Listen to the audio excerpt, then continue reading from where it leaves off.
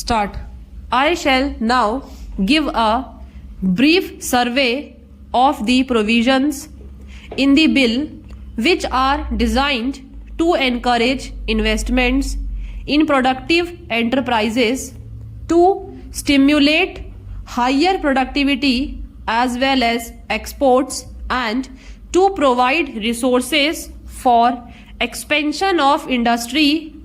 in order to encourage investment by individuals and Hindu undivided families in the equity shares of new industrial companies in India. Provision has been made for the grant of tax-free tax credit certificates to them with reference to their subscriptions to eligible issues of capital by such companies for a period of 4 financial years commencing with the financial year in which the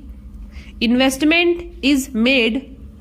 The amount of the tax credit certificates is to be calculated at a slab system of rates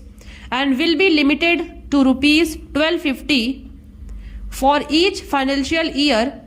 on a total investment of rupees 30,000. Under the original provision in the bill, only the first subscriber to eligible issues of capital qualifies for the tax credit certificates, considering the fact that a substantial part of the capital issues made in recent months has had to be taken up and is still held by financial institutions which underwrote those issues. The eligibility for tax credit certificates has been extended to individuals and Hindu undivided families who purchase shares forming part of an eligible issue of capital from an underwriter declared as such in the relevant prospectus. Incentives for increased industrial production as well as for the more efficient use of the capital already invested are provided in the form of tax credit certificates calculated with reference to the central excise duty payable on increased production in the relevant year over that of the base year, and with reference to the additional amount of corporation tax payable by a company in the relevant year over that payable by it in the base year. The amount of the tax credit certificates granted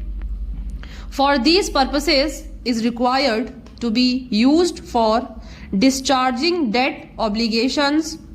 acquisition of capital assets in India, including construction of a building for the purpose of the business, and in the case of a company also for the redemption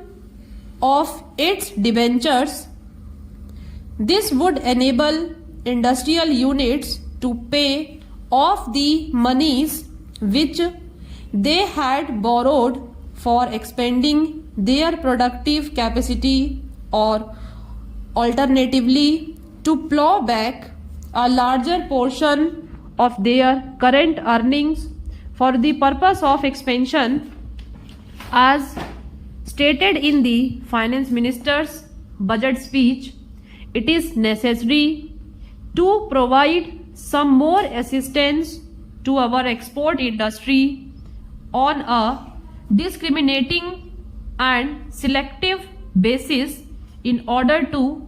mitigate the disadvantages under which it operates in the foreign market and to help it achieve its full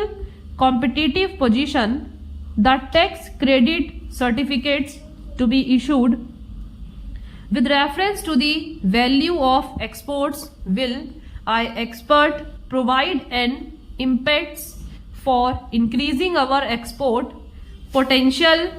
and augment our foreign exchange earnings. In this connection, it is proposed to set up an advisory road on tax credit certificates for our exports to advise government regarding the commodities for which the certificates should be granted as also the rates. The board will, wherever necessary, invite the commercial interests concerned to present their chairman views before it. The comments secretary will be the chairman of the board and a senior officer each from the Ministry of Finance and the ministry in charge of the export commodity concerned will be members. The recommendations of the board will enable the government to take informed decisions with regard to the grant of these certificates. The measures for encouraging investment of surplus funds in production channels include a provision for revival in a modified form of the exemption from wealth tax of individuals and Hindu undivided families on the value of their investments in inquiry shares of industrial companies. This exemption will be available to individuals and Hindu undivided families on the value of any equity shares held by them in an industrial company where such shares form part of the initial issue of equity share capital made by the company after the 31st March 1980 and will extend over a period of 5 successive assessment years commencing with the assessment year next following the date on which the company commences the operations for which it has been established. Madam, the bill contains a scheme for voluntary disclosure of unaccounted income during a period of 3 months from 1st March to 31st May 1985. Tax is payable on the amount declared at the ad hoc rate of 60% with a rebate of 5% of the tax where the declaration has been made and the tax has also been paid not later than the 31st March 1985 where the declarant is unable to pay the tax on the amount declared immediately. He has the option to pay it within a period of 6 months from the date of declaration, provided he furnishes adequate security in the form of a guarantee from a scheduled bank.